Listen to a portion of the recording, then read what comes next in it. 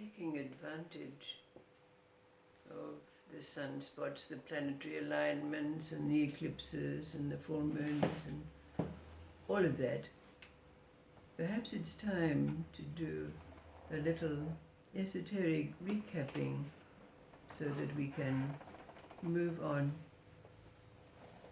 Over these many, many years and the many, many stories that have been told, perhaps it can be said that we've been exploring the nature of existence, the three levels of existence, called in various terms body, mind and spirit, the nitty-gritty, the airy-fairy and the transcendental, cause and effect and spirit and interrelatedness or oneness. But when these three are aligned and merged, it is said that we are in a state called existence, knowledge and bliss, or in Sanskrit terms called Sat Chit Ananda. Now perhaps many would call this a state of enlightenment, but if we call it instead a state of wholeness, it brings us to a point where indeed we can move on as we know that we must, because there's more beyond wholeness, beyond integrating all the dimensions of existence, which translated is just movement. But what we move into is called by various names also. The high-flown one, of course, is to bring together heaven and earth, or we could say existence and non-existence, permanency and impermanency, the real and the unreal. It has many descriptions. So to lead us into, by way of stories, there are three small anecdotes that are put together. The one is that story about the prince who was riding his horse one day with his chief advisor, a wise man. And being thirsty, they stopped at a pond to drink. This pond was completely still.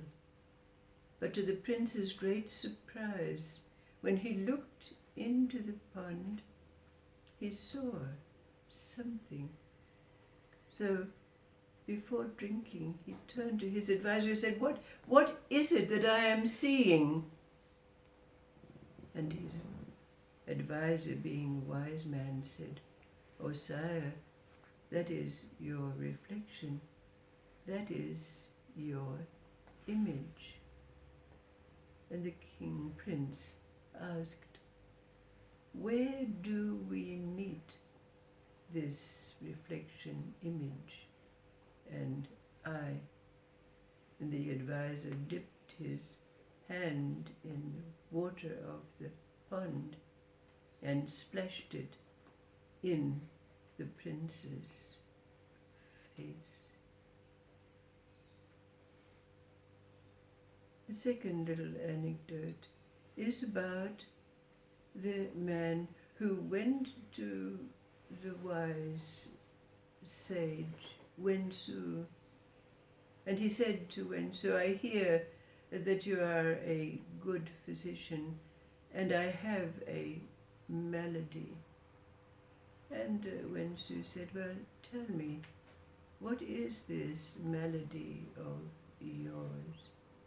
And the man said, "Well, I am at that stage in my life when I cannot tell the difference between good and bad. I do not be concerned when someone praises me or scolds me. I have no concern with the politics of the day and what's happening in the courts of the world. And Wen Tzu said, go and stand in the sun and turn around and let me see. And so after Wen Tzu looked at the man, he said, I can see that the 6 areas of your heart are now empty, but one of them is still closed. It is seen that you are making a concept out of enlightenment. And if you continue this separation, there is no cure that I can give you. And the third little story is about that Hindu god-man monkey called Hanuman. The Hanuman indeed was the product of a god human and monkey, and he had all the attributes of all 3. But Hanuman was needed by the god Rama, and so he assisted in all the battles that Rama undertook when it came to the wars between good and evil and those other ways of describing it. Now, Hanuman was known to love, revere, and be totally devoted to Rama. And there was an occasion, after a time, when Hanuman had gathered all the animals and birds of existence to assist Rama in a great battle that he had fought. So Rama gathered together all the creatures of the earth to thank them for their assistance in the great war that had taken place. But from amongst them he called out Hanuman specially, and with great ceremony Rama took from his wrist a bracelet of the most precious gems of all of the world and handed them to Hanuman. Now Hanuman, taking this in his hands, twisted it to examine the stones, crushed them and felt them between his fingers. He even put them in his mouth and chewed to get the quality, crushing some of them as he did so. But then, taking what was left of the bracelet, he handed it back to Rama and said, I do not want this.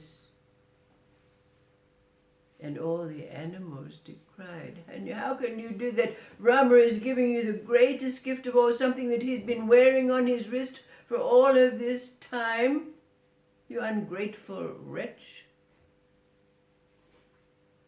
And Hanuman replied, in all of the stones that were contained in this bracelet, I did not find Rama's name. But then all the animals one of them, the bear, it was said, speaking up, said, "How can you say that when you're not wearing the name of Rama?" And Hanuman said, "No."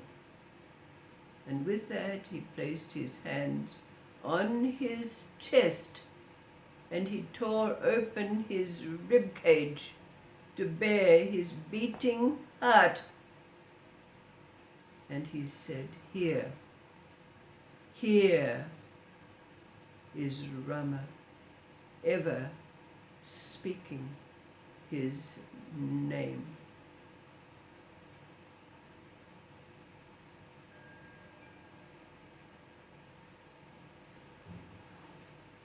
The meeting of heaven and earth, existence and non-existence, permanency and impermanency, beginning with wholeness. Let's move on.